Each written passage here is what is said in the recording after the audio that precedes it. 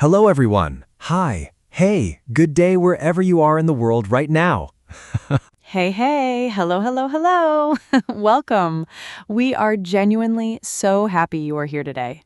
This episode is special. We mean that. We really mean it. This one is very close to our hearts. Okay, let's start. 2 years ago, I was at an international conference. Hundreds of people, everyone speaking English, and I needed to ask a simple question. A simple, easy 10-second question about where the bathroom was. Just directions. Just directions, the most basic human need. And I stood outside the conference room for 4 minutes. I counted. 4 minutes rehearsing the sentence in my head. 4 minutes for one sentence. Excuse me, where is the restroom? 8 words, 4 minutes. And when I finally walked up to someone and opened my mouth, my voice came out thin and shaky, and I forgot the word restroom and said washing room instead. The vocabulary disappears exactly when you need it most. Every single time. And the person was completely kind about it. They pointed and smiled, but I walked away feeling so small. Not because of them, because of the fear. The fear that was bigger than the question. Bigger than the question, bigger than the moment, bigger than it needed to be. And if that fear lives in you right now, if you understand English but the speaking part freezes you, this episode is for you. Daily English Podcast. From Daily English Podcast. Hello, English learners. Welcome back. I'm Nova. And I'm Daniel. And this is your daily English podcast for real conversations, practical vocabulary, and natural listening practice that helps you grow, not just in English, but in confidence too. Because those two things are connected. Always. Always. And today we are talking about something that nobody likes to admit, but almost every English learner has felt. Being scared to speak English. That fear, that freeze, that moment when the words are there in your brain and your mouth just will not open. We know that feeling. We've both lived it. And today we are going to break it down, understand it, and give you 5 real practical tools to start moving through it, not around it, through it. Okay, Daniel, how are you doing today? How's your week been? Really good. Actually, I had a really interesting moment this week that connects perfectly. I was on a call with someone I'd never spoken to before, a new client, and I felt that old familiar nervousness at the beginning. Even now? Even now. It never fully disappears, but it's so much smaller than it used to be. And within about 60 seconds of the call, I found my footing and felt completely fine. 60 seconds. That's all it took. The fear was big before the call and tiny once I started. That is literally today's episode in one story. I planned that. What about you? How has your week been? Really good. I met a new neighbor this week. She's from Brazil, and she was nervous speaking English to me. And watching her, I could see myself from 2 years ago so clearly. The mirror moment. Yes, the mirror. And I just slowed down, smiled, gave her all the time she needed, and by the end of our 10-minute conversation, she was laughing and relaxed. Because she felt safe. Safety changes everything. Okay, before we dive in, a small favor from us. Yes, if this podcast is helping your English grow and your confidence grow along with it, please like this video, subscribe to Daily English Podcast, and share it with one person who is learning English. Especially someone who understands English well, but is scared to speak. This episode is made for them. Send it right now. It might change something for them today. Okay, let's talk about being scared to speak English and how to stop letting fear run the show. So, Nova, let's start with the honest question. Why are people scared to speak English, even when they know a lot? Such a good question. And the answer is important because it's not what most people think. What do most people think? Most people think, I'm scared because my English isn't good enough. When my English is better, I'll be less scared. So they wait, they study more, they prepare more. And the fear stays exactly the same size, because the fear isn't about the English level. The fear is about judgment, about making a mistake in front of someone and feeling embarrassed. So even very advanced speakers can still feel scared. Completely. I know people with near perfect English who freeze before speaking because the fear of judgment is still there. Think of speaking fear like an alarm system in a house. Okay, an alarm. The alarm was installed to protect you. When you were young, maybe someone laughed at your English, maybe you made a mistake and felt embarrassed, and your brain installed an alarm. Warning, speaking English might be dangerous, might cause embarrassment. So now, every time you try to speak, the alarm goes off. Even when there's no real danger anymore, even when your people around you are kind, even when your English is actually quite good. The alarm doesn't know the danger is gone. It just knows it was told to protect you, so it keeps going off loudly every time.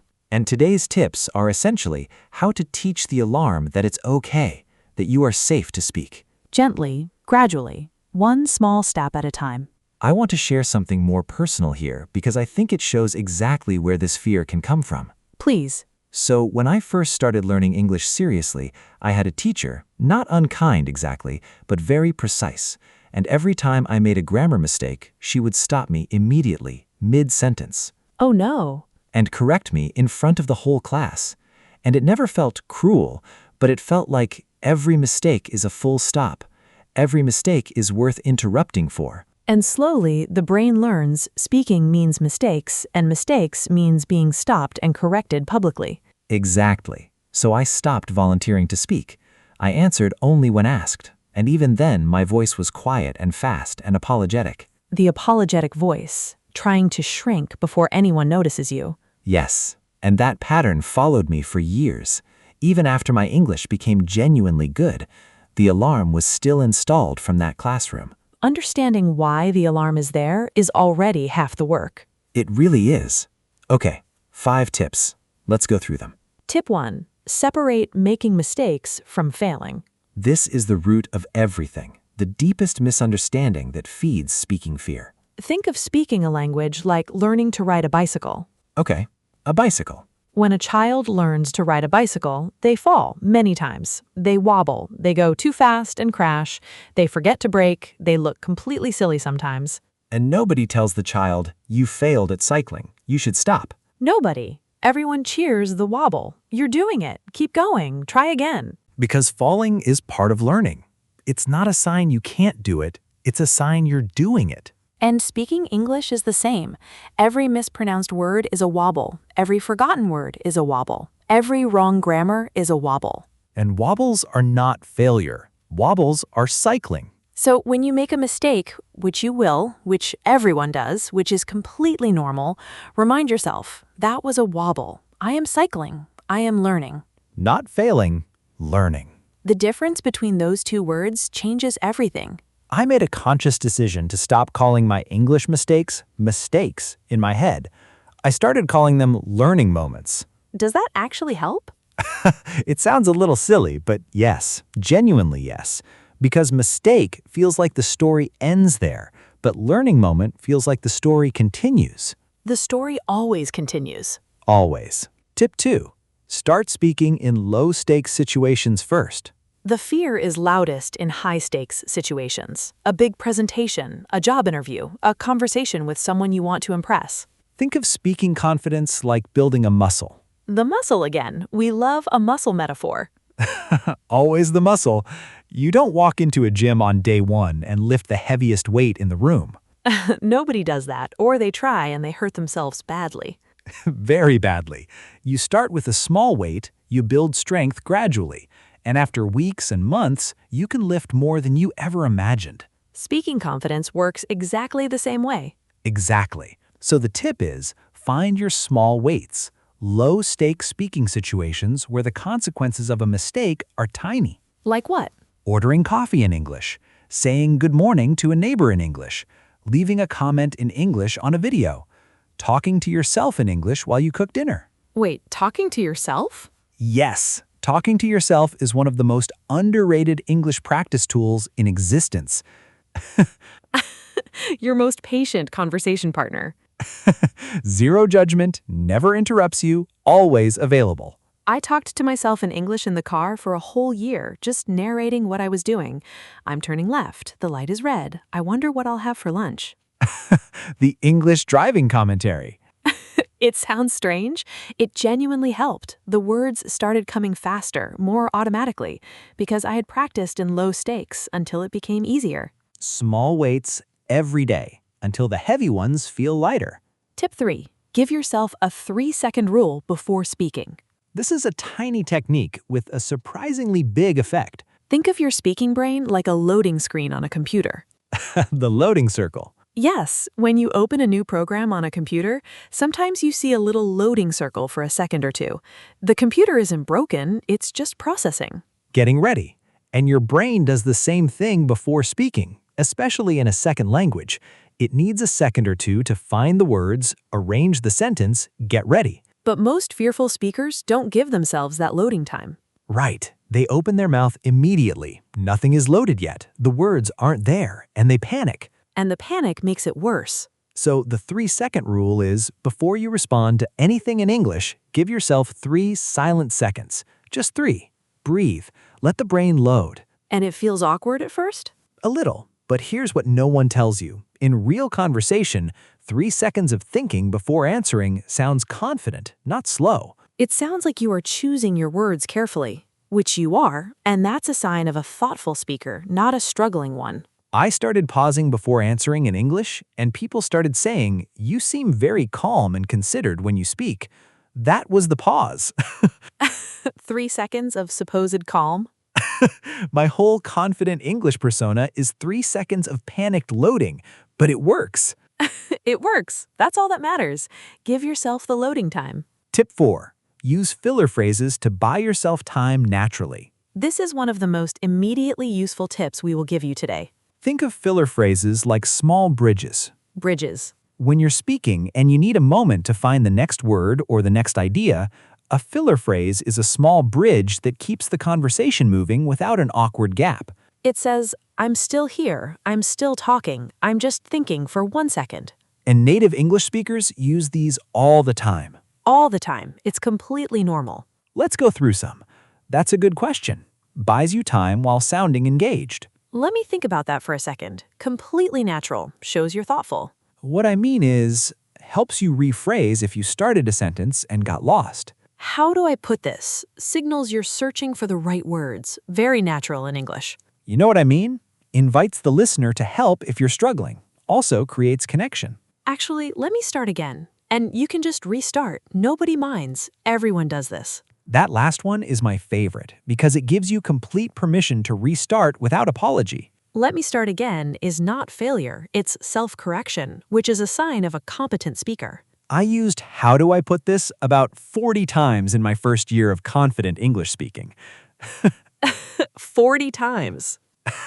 And people just waited patiently because the phrase told them she knows what she wants to say, she's just finding the right words. The bridge held. The conversation crossed. Every time. Bridges are everything. Tip 5. Focus on being understood, not on being perfect. This tip is the gentlest one, and maybe the most important one. Think of communication like delivering a package. A package. The goal of delivering a package is simple. Does the package arrive? Does the recipient get what was sent? Not, was the delivery truck perfectly clean? Was the delivery person's uniform perfectly pressed? Those things don't matter if the package arrived. The goal was delivery. And communication in English is the same. The goal is, did the message arrive? Did the other person understand you? Not, was every word pronounced perfectly? Was every verb in the right tense? Those things don't determine whether the package arrived. And here's the truth that most English learners need to hear. People are far more focused on what you're saying, not how you're saying it. They want your ideas, your story, your question, your opinion. The content, not the perfect grammar wrapper around the content. I asked a native English-speaking colleague once, when someone speaks to you in English as a second language, what do you notice? And she said, honestly, I notice what they're telling me. I'm listening for the message. Not the accent, not the grammar. She said she almost never notices small mistakes, and when she does, I just fill it in myself. I understand what they mean. That's what good listeners do. They meet you where you are. And most people are good listeners. Most people want to understand you. They're on your side. The audience is usually friendlier than the fear makes them seem. Much friendlier. Deliver the package, let the truck be a little dusty, the package still arrives. And that's all that matters. Okay, vocabulary time. Keywords and phrases from today. First, freeze. To suddenly stop, unable to move or speak, usually from fear or nerves. I completely froze when he asked me a question in English. Or, the fear made her freeze right before her presentation. Next, hesitation, a pause before speaking or acting, often because of uncertainty or nervousness. There was a moment of hesitation before she answered. Or, a little hesitation is normal. It doesn't mean you don't know the answer. Then, self-conscious, feeling very aware of yourself and worried about what others think of you. I feel self-conscious about my accent when I speak English. Or, the more I practiced, the less self-conscious I felt. We use the word confidence, a feeling of trust in your own abilities, calm and sure of yourself. Confidence in speaking grows slowly with practice. Or, you don't need perfect English to speak with confidence. Then, filler phrase, a word or short phrase used to fill a pause while thinking, keeping the conversation naturally flowing. I used filler phrases like, let me think, or how do I put this?